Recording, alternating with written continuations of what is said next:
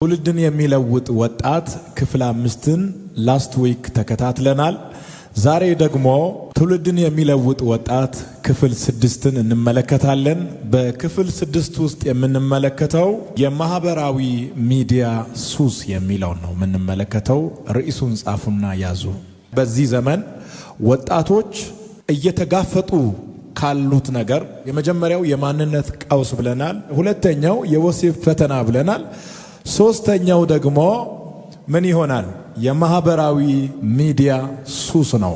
በመጽሐፋችሁ ላይ ትውልድን የሚለውጥ ወጣት ክፍል 6 ብላችሁ በክፍል 6 ስር ላይ የማህበራዊ ሚዲያ ሱስ ብላችሁ ጻፉና ለዚህ ሐሳብ እጅግ በጣም ይጠቅማችኋል ብዬ የማምነውን የመጽሐፍ ቅዱስ ክፍል ለማንሳት እፈልጋለሁኝ። ይህ ሐሳብ የሚገኘው በአንደኛ ቆሮንቶስ ምዕራፍ 6 ቁጥር 12 ላይ ይገኛል። ሁሉ ተፈቅዶልኛልና ሁሉ ግን አይጠቅምም። ሁሉ ተፈቅዶልኛልና በእኔ ላይ ግን አንድ ነገርስ እንኳን አይሰለጥንብኝም። ኤግዛክትሊ አሁን ያለህበትን ሁኔታ በእግዚአብሔር ቃል እነካለሁ። አሁን ያላችሁበት ሁኔታ በእግዚአብሔር ቃል ከተነካ ቦታ ለመቀየር መወሰን አለባችሁ። የዛሬውን መልእክት በዋናነት ኮንትሮል የሚያደርገው አንደኛ ቆሮንቶስ ምዕራፍ 6 ቁጥር 12 ይሆናል። ሁሉ ተፈቅዶልኛል ግን ሁሉ አይጠቅምም። ስልኩ ባንተ እጅ ላይ ሲሆን ችግር የለም። አንተ ግን በስልኩ እጅ ላይ ስትሆን ሱሰኛ ትሆናለህ። ስልኩ አንተን ይዟል ወይስ አንተ ስልኩን ይዛል? ሱሰኛ ስትሆን ስልኩ አንተን ይይዛል፣ እንደፈለገው ኦፕሬት ያደርጋል። ኖርማል ተጠቃሚ ስትሆን ግን ስልኩን እንደፈለክ ታደርጋለህ። ስትፈልግ ማስቀመጥ ትችላለህ። ስትፈልግ ስልኩን ቤት አስቀምጠ ቢሮ መሄድ ትችላለህ። ሱሰኛ ስትሆን ግን ስልክ አስቀምጠ መቀመጥ አትችልም። ቡና መጠጣት አትችልም። በአንድ እጅ ቡና ይዘ በሌላ እጅ ስልክ ትይዛለህ። በጣም ሱሰኛ ስለሆን ለአንድ ደቂቃ ስልኩን ከእጁ ማስቀመጥ የማይችል ሰው አለ። ስልኩ በእጅ ላይ ከሆነ ችግር የለውም። አንተ ግን በስልኩ እጅ ላይ የሆንክ ቀን ሱሰኛ ሆነሃል ማለት ነው። በዚህ ዘመን ያሉ ወጣቶች እስር ቤት በማይመስሉ እስር ቤቶች ውስጥ እየተንከራተቱ ነው። በራሳቸው ጊዜ ገብቶ ሁለት እጃቸውን ሰጥቶ በካቴና ታስረዋል። ያሉ መሄድ አይችሉም። ለምን? በማህበራዊ ሚዲያ ሱስ ውስጥ ወድቀዋል። የማህበራዊ ሚዲያ ሱሰኛ መሆን ምን ያህል እንደሚጎዳ በጥቂቱ አሳያቸዋለሁኝ። በአንደኛ ቆሮንቶስ ምዕራፍ 6 ቁጥር 12 ላይ ሁሉ ተፈቅዶልኛል በእኔ ላይ ግን አንድ ነገርስ እንኳን አይሰለጥንብኝም። አንተ የማህበራዊ ሚዲያ አለቃ ኮንክ በጣም ጥሩ ነው። ማህበራዊ ሚዲያ ግን ያንተ አለቃ ከሆነ ሱሰኛ ሆነሃል ማለት ነው። ስልክ አስቀምጠ መጽሐፍ ቅዱስ ማንበብ ትፈልጋለህ፣ አትችልም። ለምን? አለቃ ሆኗል ባንተ ላይ። በኃያሉ ጌታ ፊት ስትንበረከክ ቲክቶክ ከፍተ ትንበረከካለህ። ሳያቋርጥ ማህበራዊ ሚዲያ የሚያዩ ሰዎች የተረጋጋ መንፈስና ልብ የላቸውም። ለምን? የሚያዩት ነገር ስለሚያወዛግባቸው። አንድ ጊዜ ወደ ላይ ሲያደርጉ በሰመን በኩል የሚመጣው 47 ሰው የጫነ አውቶቡስ በማይታወቁ ታጣቂዎች ታገተ የሚለውን አይተ ሁለተኛ ስክሮል ስታደርግ ወላይታ አካባቢ ዳልቦ ከተማ ላይ 14 ሰው የጫነ ሚኒባስ ተገለበጠ። ስክሮል ስታደርግ ሐዋሳ ላይ ከባድ ዝናብ ዘንቦ ፖሎች ወደቁ። ስክሮል ስታደርግ ሰኔ 7 እስከ 8 ኮንፈረንስ አለ። ትሄዳለህ። ዝም ብለህ ለ5 ደቂቃ ብለህ ገብተህ 5 ሰዓት ትገላለህ። እየገደልክ ያለው ሰዓት አይደለም፣ እድሜህን ነው። የጠፋን ገንዘብ መመለስ ትችላለህ፣ የጠፋን ጊዜ ግን መመለስ አትችልም። ማህበራዊ ሚዲያ በራሱ ክፉ አይደለም። ክፉ የሚሆነው ሱሰኛ ሆነ በሱ ስልጣን ስር ስትወርቅ ነው። ሱሰኛ መሆን ማለት ደግሞ ምን ማለት ነው ሲባል ቁጥጥር ማጣት፣ በሶሻል ሚዲያ ላይ ቁጥጥር ማጣት። ለተከታታይ 5 ሰዓት፣ ለተከታታይ 4 ሰዓት፣ ለተከታታይ 3 ሰዓት ማህበራዊ ሚዲያ ላይ መቀመጥ፣ ቁጥጥር አለማድረግ፣ ጊዜና ሰዓት ቆርጦ አለማስቀመጥ፣ ከዚህ እስከዚህ አያለው አለማለት፣ የሚለቀቁ አጫጭር ቪዲዮዎችን እየተከተሉ ዝም ብሎ መፍሰስ፣ ለ5 ደቂቃ ብሎ ገብቶ 5 ሰዓት መግደል ሱሰኝነትን ያሳያል። ስልክ አለቃ የሆነው ሰው አለ። ያለ ማህበራዊ ሚዲያ እንቅልፍ የማይወስደው ሰው አለ። ለጌታ ያልሰዋውን ጊዜ ለማህበራዊ ሚዲያ የሰዋ ሰው አለ። ሱሰኝነት በጣም ከባድ ነው። ለጌታ ያልሰጠውን ጊዜ ለማህበራዊ ሚዲያ የሰጣችሁ ጊዜን ከማህበራዊ ሚዲያ ሱሰኝነት ማዳን ነው ያለብህ። ማህበራዊ ሚዲያ ሱስ ማለት ሰው ማህበራዊ ሚዲያን በመጠቀም ላይ ቁጥጥር ማጣት የሚያስከትለውን ጉዳት እያወቀ መቀጠል እና ሌሎች አስፈላጊ የህይወት ክፍሎችን በመተው ወደ መድረኮቹ በተደጋጋሚ መመለስ ነው። አንዳንድ ሰው ከዚህ በኋላ ሁለተኛ ወደ ቲክቶክ መንደር አልመጣም ይልና ከ5 ደቂቃ በኋላ እስኪ ዛሬ ምን አለ ይላል። ዛሬ እኮ ነው ሁለተኛ አልመለስም ያለው። በጣም ሱሰኛ ስለሆነ ወደዚህ ወደ ሶሻል ሚዲያ መድረክ መመላለስን ማቋረጥ አይችልም። ኖ ማለት አይችልም። መወሰን አይችልም። በራሱ አቅም ያጣል። ድሮ ባልና ሚስት ሲተኙ ተቃቅፎ ነው የሚተኙት። አሁን ባልም ስልኩን አቅፎ ነው፣ ሚስቱም ስልኳን አቅፋ ነው። ልጅ ሲጮህ ስልክ ይሰጣል። ባልና ሚስት በፍቅር የሚኖሩት በስልክ ነው። ማህበራዊ ሚዲያ በትዳር ውስጥ ጣልቃ ገብቷል። በልጆች መሃል ጣልቃ ገብቷል። በወጣቶች መሃል ጣልቃ ገብቷል። ከመልካም ነገር ይልቅ መጥፎ ነገር እየበዛ መጥቷል። ቁጥጥር የለም። ይህንን ክፉ ዘመን መዋጀት የምትችሉት እናንተ ናችሁ። ከተለወጣችሁ በኋላ ትለውጣላችሁ። ኖ ማለትን ከተለማመዳችሁ በኋላ ኖ የሚል ትውልድ ትፈጥራላችሁ። የማህበራዊ ሚዲያ ሱሰኛ የሆነ ሰው በተደጋጋሚ ወደ ማህበራዊ ሚዲያ መድረኮች ላይ ይመላለሳል። ቲክቶክ ይከፍታል። 1 ሰዓት ተኩል ያህል እዛ ላይ ይገላል። ወደ ፌስቡክ መንደር ይሄድና 1 ሰዓት ያህል እዛ ላይ ያጠፋል። ወደ ዩቲዩብ ይሄዳል። 1 ሰዓት ከምናምን እዛ ላይ ያጠፋል። ቅድም ለቆ የወጣበት እንደገና ቲክቶክ ላይ ይመጣል። 2 ሰዓት ያህል እዛ ላይ ያጠፋል። የማህበራዊ ሚዲያ መድረኮች ላይ ይሽከረከራል። ከዛ መድረክ ላይ መጥፋት አይፈልግም። ወዶ አይደለም፣ ሱሰኛ ስለሆነ። አዲስ ነገር እንደሌለ ያውቃል፣ ግን ሱሰኛ ስለሆነ ቶሎ ወደ ስልኩ ይመለሳል። ይሄ ችግር አሁን ያጋጠማችሁ ወጣቶች እዚህ ውስጥ እንደምትኖሩ እርግጠኛ ነኝ። ከዚህ እስር ቤት የምትወጣው ዛሬ ነው። ስልክን ኦፍ አርጌ ሌላ ክፍል አስቀምጥና ሄደተኛ እስኪ ጤናማ መሆንን ታረጋግጣለህ። ስልክን አስቀምጠ መተኛት ካልቻልክ ሱስ ውስጥ ነው ያለው። ስለዚህ ከዚህ ሱስ ውስጥ የሚያወጣውን ቃል ነው እየተናገርኩ ያለው። እኔ አሁን ማቆም እችላለሁ ትላለህ አይደል? ይሄ ንግግር ነው። ንግግርህን በተግባር እስኪ አስመስክር። ዛሬ ምሽት ወደ ቤት ስትሄድ ስልክን ሌላ ክፍል አስቀምጠህ አንተ መኝታ ክፍል ገብተህ እስኪተኛ። ይሄንን ካደረክ በጣም ጎበዝ ነህ፣ ሱሰኛ አይደለህም። በማህበራዊ ሚዲያ ላይ የምታደርገውን ቁጥጥርህን አደንቅልሃለሁ። ግባና እስኪ ስልክህን ዘግተህ ሌላ ቦታ አስቀምጥና አንተ መኝታ ክፍል ገብተህ ተኛ። አታደርግም። ለምን? ሱስ ይዟል። የመጠጥ ስካር በተወሰኑ ደቂቃዎች ውስጥ ይለቃል። የማህበራዊ ሚዲያ ሱሰኝነት ግን አይለቅም። ደም ውስጥ ገብቶ ያሰቃያል። ቢሮ ውስጥ የሚሰሩ ሰዎች ባለጉዳይ ፊት ለፊታቸው ላይ ተቀምጦ ያናገራቸው ኮምፒውተራቸውን የሚያዩ ይመስላሉ። እንደዚህ አስደግፎ ስልካቸውን ቲክቶክ ያያሉ ይላሉ። እንትኑን አምጣ ይላሉ። ካርታ አምጣ፣ ፋይዳ አምጣ ይላሉ። ስልካቸውን ነው እያዩ ያሉ። ኮምፒውተሩ ላይ አስደግፎ ቲክቶካቸውን እያዩ ነው። ሱሰኛ ስለሆኑ ቢሮ ውስጥ የሚሰሩት ሱሰኛ ሆነዋል። ትምህርት ቤት ያሉ ተማሪዎች ሱሰኛ ሆነዋል። በዚህ በማህበራዊ ሱስ ውስጥ የወደቀውን ትውልድ በእግዚአብሔር ቃል ጎትቶ ማውጣት የኛ ኃላፊነት ነው። ማህበራዊ ሚዲያ አትጠቀም እያልኩ አይደለም። ቲክቶክ አትጠቀም፣ ፌስቡክ አትጠቀም፣ ዩቲዩብ አትጠቀም እያልኩ አይደለም። መሳሪያ ይሁን፣ ጌታ አይሁን። ከሰዎች ጋር የምትገናኝበት፣ የወንጌል ስርጭት የሚተላለፍበት፣ መንፈሳዊ መልእክቶች የሚንሸራሸሩበት ለመልካም ነገሮች መሳሪያ ይሁን እንጂ የተጠቃሚዎች ጌታ አይሁን ነው መልእክቴ። ከእንቅልፉ እንደተነሳ መጀመሪያ ስልኩን መፈተሽ። ሱሰኝነት፣ ይህን ጽፋችሁ ያዙ። ሱሰኛ ነኝ አይደለሁም የሚለውን አሁን በራስ ላይ ነጥቦችን እየተናገርኩኝ። የመጀመሪያው 1 ደቂቃ ብቻ ብለህ ገብተህ 1 ሰዓት የምትቆይ ከሆነ ሱሰኛ ሆናል። ሁለተኛው ለመተኛት ስትሄድ ስልክን አስቀምጠህ የማትሄድ ከሆነ ያለ ስልክ መተኛት አልችልም ወደ ማለት ከደረስክ ሱሰኛ ሆናል። ሶስተኛው ከእንቅልፍህ እንደተነሳ ስልክህን የምትፈትሽ ከሆነ ሱሰኛ ሆናል። እነዚህ ምልክቶች እናንተ ላይ እየታዩ ከሆነ ሱስ ውስጥ ገብታችኋል ማለት ነው። ስለዚህ መፍትሄ ያስፈልጋል። ማህበራዊ ሚዲያ ሱሰኛ የሆነውን ሰው ከገባበት ሱስ ውስጥ ለማውጣት ትምህርት ያስፈልገዋል። አእምሯችሁና ልባችሁ በትምህርት ሲገነባ ከገባችሁበት ክሳራ ውስጥ መውጣት ትጀምራላችሁ። ሱሰኛ ስትሆን የምታሳየው ሌላኛው ምልክት አንድ መልእክት አስተላልፈ ለላይክና ለኮሜንት ትጨነቃለህ። ስንት ሰው ኮሜንት አርጓል? ትልቁ ጭንቀት እሱ ነው። አሁን ላይኩን ትቆጥራለህ። 1000 ገባ፣ 1500 ገባ። ዋው! ኮሜንቱን ትቆጥራለህ። ይሄን ያህል ሰው ኮሜንት አርጓል። ሱሰኛ ስትሆን ኮሜንቱና ላይኩ ትልቁ ህልም ይሆናል።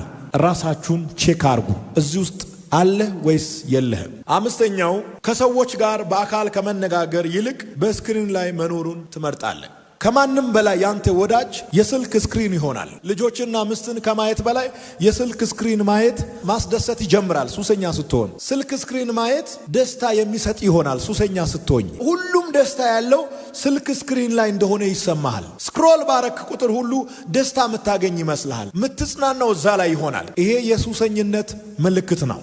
ስድስተኛው ጸሎት፣ ጥናት፣ ስራ ወይም ቤተሰብን በስልክ ትተካለህ። ይሄ ትልቁ ሱሰኝነት ምልክት ነው። በፊት ጸልይ ነበረ።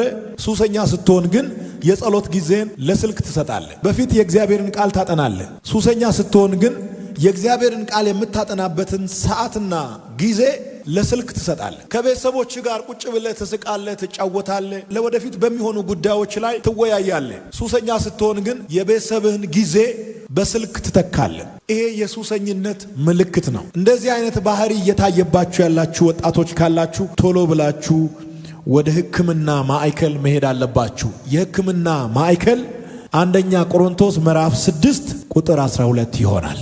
በእኔ ላይ አይሰለጥንብኝም። ሁሉ ተፈቅዶልኛል፣ ሁሉ ግን አይጠቅምም። ሁሉ ተፈቅዶልኛል፣ በእኔ ላይ ግን አይሰለጥንብኝም። ስልኬ በእጄ ላይ ይሆናል እንጂ እኔ በስልኬ እጅ ላይ አልሆነም። ቪዲዮ ለቀ ቁጭ ማለት አትችልም። ቶሎ ትመላለሳለህ። ለምንድን ነው የምትመላለሰው?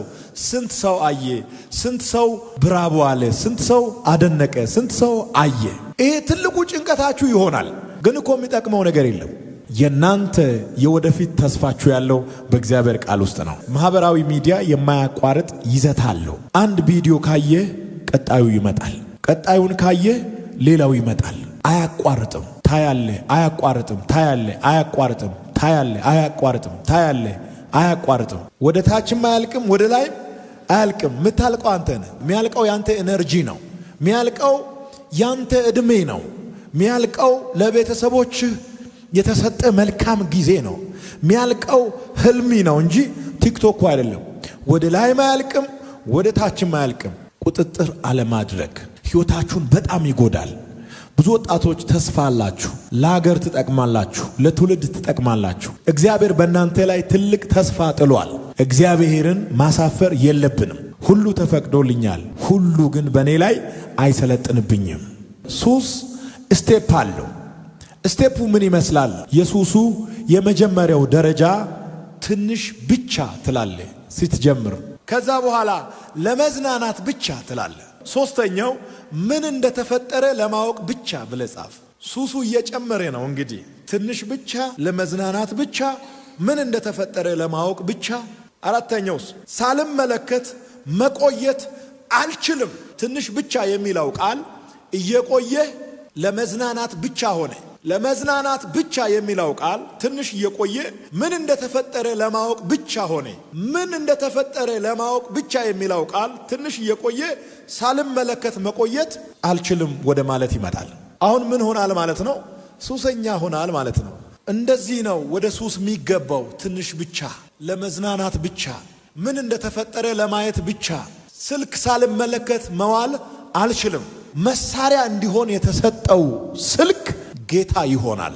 የማህበራዊ ሚዲያ ሱሰኛ ማለት ይሄ ነው። የማህበራዊ ሚዲያ ሱስ በጊዜ ላይ የሚያደርገው ጥፋት ብለህ ጻፍ። ጊዜያችሁ እየተበላ እያያችሁ እንደ ኖርማል ነገር የምታስቡ ወጣቶች በእርግጠኝነት ኖርማል አይደላችሁ። ይሄን ማወቅ አለባችሁ። ገንዘብ ይመለሳል፣ ጊዜ ግን አይመለስም። የማይመለሰውን ወጣትነታችሁን፣ የማይመለሰውን ጊዜያችሁን ሰይጣን እንዳይበላ እግዚአብሔር ቀድሞ ሊያስጠነቅቃችሁ ይፈልጋል። የወጣቶች ሀብት ያለው ጊዜ ውስጥ ነው።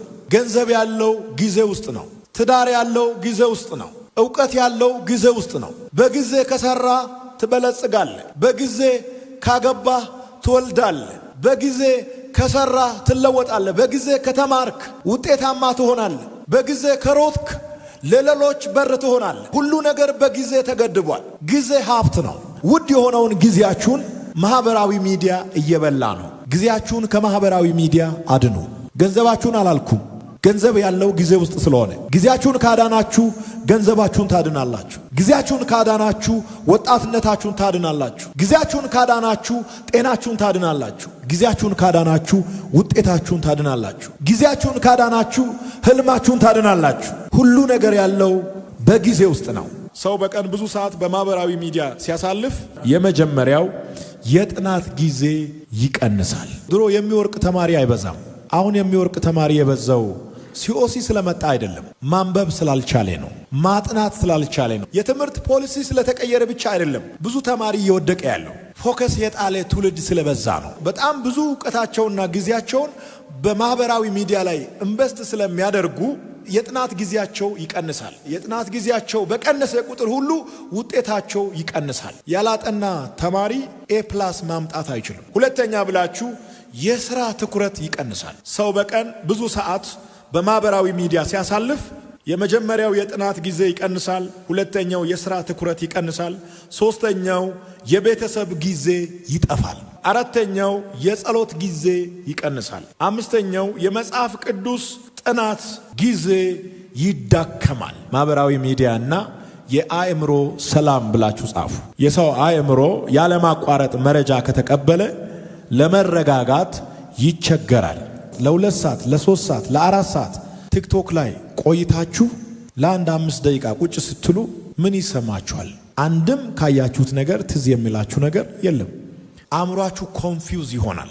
መረጋጋት ሁሉ አትችሉም። አእምሯችሁ ብዙ ነገር ስላየ የሚያስለቅስ፣ የሚያስቅ፣ የሚያበሳጭ፣ የሚያዝናና፣ የሚያስጮህ ብዙ አይነት መልእክቶችን አእምሮ ስላስተናገደ ከ3 እና ከ4 ሰዓት ቆይታ በኋላ መረጋጋት አትችሉም። ሰላም የላችሁ። ማህበራዊ ሚዲያ የአእምሮአችሁን ሰላም ይነካል። አንዳንድ ሰዎች ከሌሊቱ 9 ሰዓት ይሉና ይነሳሉ። ቀን ቲክቶክ ላይ ብዙ ነገር ስለሚያይ ህልሙን ይፈራል፣ ራሱን ይፈራል፣ ትራሱን ይፈራል። በማህበራዊ ሚዲያ ላይ ብዙ ጊዜ ስለሚያጠፋ የሚያያቸው ነገሮች አእምሮ ውስጥ ከፍተኛ ውዝግብ ስለሚፈጥሩ ያየው ነገር ሁሉ ጅቡም፣ ነብሩም፣ አንበሳውም፣ ቀጭኔውም፣ ውሃውም፣ እሳቱም፣ ጨለማውም፣ ብርሃኑም እየመጣ ሰውየው ዙሪያ ይዞራል። ከዛ እየቃዠ ያድራል። የተረጋጋ ሰላም እንዳይኖራችሁ ያደርጋል። በማህበራዊ ሚዲያ ላይ ብዙ ጊዜ ማጥፋት ከአእምሮ ሰላም ጋር ስለሚገናኝ አእምሯችሁን ጠብቁ። በማህበራዊ ሚዲያ ላይ ጊዜ የሚያሳልፉ ሰዎች ስሜታቸው ይቀየራል። የሌለ ባህሪ ያሳያሉ። ምን ማለት ይጀምራሉ? የመጀመሪያው እኔ ለምን እንደዚህ አልሆንኩም እያመሰገኑ እየጸለዩ እግዚአብሔር ሆይ ስም የተመሰገነ ይሁን፣ ጤና ስለሰጠኝ፣ ደህና አርገህ ስለፈጠርከኝ፣ እንደዚህ አርገህ ስለሰራኸኝ፣ የእጅ ሥራ ስለሆንኩ አመሰግናለሁ የሚሉ በምስጋና የሚታወቁ ሰዎች ትንሽ ጊዜ በማህበራዊ ሚዲያ ላይ ጊዜ ካሳለፉ በኋላ ለምን እንደዚህ አልሆንኩም ወደ ማለት ይመጣሉ። ኮምፕሌን ማድረግ ይጀምራሉ ማለት ነው። ሁለተኛው እኔ ለምን እንደዚህ አልኖርኩም ወደ ማለት ይመጣሉ። የሰዎችን ኑሮ ከራሳቸው ጋር ማወዳደር ይጀምራሉ። ሶስተኛው ሌሎች ለምን ይሳካላቸዋል ማለት ይጀምራሉ። ከዛ አራተኛው እኔ ለምን አልተሳካልኝም ወደ ማለት ይመጣሉ። በዚህ መሃል ያለው ነገር ልንገራችሁ። ማህበራዊ ሚዲያ ማለት የእግዚአብሔር ቃል ማለት አይደለም። በማህበራዊ ሚዲያ የሚታዩ ነገሮች ሁሉ 100% ልክ ናቸው ማለት አይደለም። አንዳንድ ሰው በማህበራዊ ሚዲያ የሚስቁ ሰዎችን ያይና ሁሌ እንደሚስቁ ያስባል። እሱ የለጠፈው የሳቁን ፓርት እንጂ የለቅሶን ፓርት አልለጠፈም። ማታ እያለቀሰ እኮ ነው ያደረው። እያለቀሰ ቪዲዮ አልለጠፈም። የለጠፈው የተኛው ፓርት ነው? እየሳቀ ያሳየበትን ፓርት ነው። ስለዚህ ቆርጦ ነው የለጠፈው። ቆርጦ የተለቀቀውን ቪዲዮ እያየህ ያልተቆራረጠውን ያንተን ህይወት ለምን ታበላሻለህ? የሱ ህይወት የተቆራረጠ ነው። የተቆራረጠ ህይወት ደግሞ ፌክ ነው። ሶሻል ሚዲያ ላይ ያሉ ነገሮች አብዛኞቹ ፌክ ናቸው። ሳቁም ፌክ ነው፣ መኪናውም ፌክ ነው፣ ልብሱም ፌክ ነው፣ መልኩም ፌክ ነው። በብዙ ቀለም፣ በብዙ ዲዛይን፣ በብዙ ማስዋብ፣ በብዙ ፈጠራ፣ በብዙ የሰው እጅ ሥራ የመጣውን ውበት አይተ ወይም ውበት አይተሽ እግዚአብሔር የሰጠሽን የማይለወጠውና የማይተካውን ውበትሽን በማህበራዊ ሚዲያ ካየሽው ውበት ጋር አታወዳድሪ። ያንቺ ይበልጣል። ማህበራዊ ሚዲያና የራስ ዋጋ ብለህ ጻፍ። አንዳንድ ሰዎች የራሳቸውን ዋጋ በማህበራዊ ሚዲያ ይለካሉ። ይሄ ትክክል አይደለም። በጣም ብዙ ሰዎች የራሳቸውን ዋጋ፣ አቅማቸውን፣ ዕውቀታቸውን በማህበራዊ ሚዲያ ይለካሉ። ያ ማለት ምን ማለት ነው? በላይክ፣ በኮሜንት፣ በሼር፣ በፎሎወር፣ በቪው መለካት ይጀምራሉ።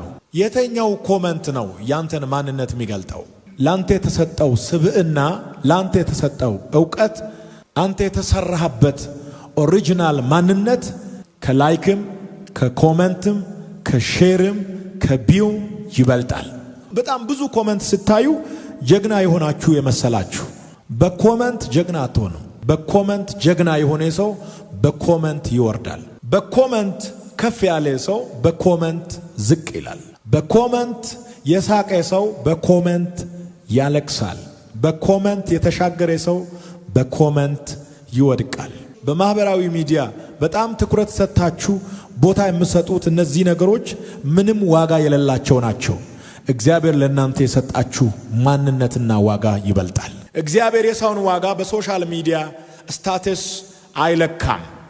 አንተ በእኔ ዘንድ ክቡር ነህ ይላል። ትንቢተ ኢሳይያስ ምዕራፍ 43 ቁጥር 4ን ጻፉ። ማህበራዊ ሚዲያ እና የቤተሰብ ግንኙነት ብላችሁ ጻፉ። አንድ ቤተሰብ በአንድ ክፍል ተቀምጦ እያንዳንዱ ሰው በራሱ ስልክ ላይ ከሆነ በአካል አብሮ ቢሆኑም በልብ ሊለያዩ ይችላሉ። ከሩቅ ያለውን ሰው እያነጋገርን ከጎናችን ያለውን ሰው እንዳንረሳ።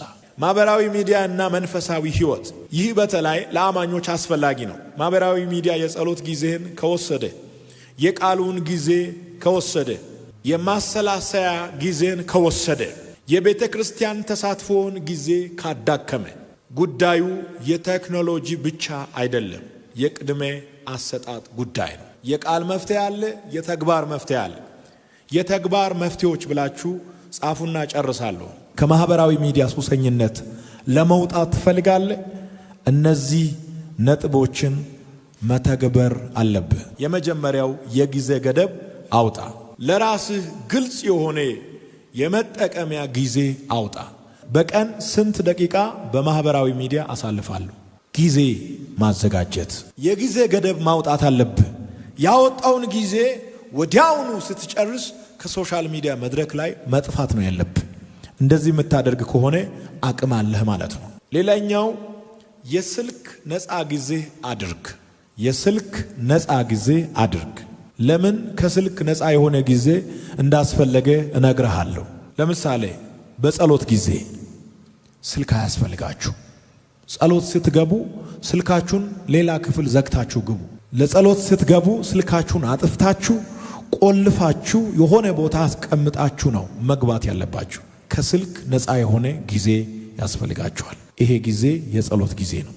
ሁለተኛው የምግብ ጊዜ። የምግብ ጊዜ ቁርሳችሁን ስትበሉ፣ ምሳችሁን ስትበሉ፣ እራታችሁን ስትበሉ ከስልክ ጋር አንድ ላይ አትብሉ።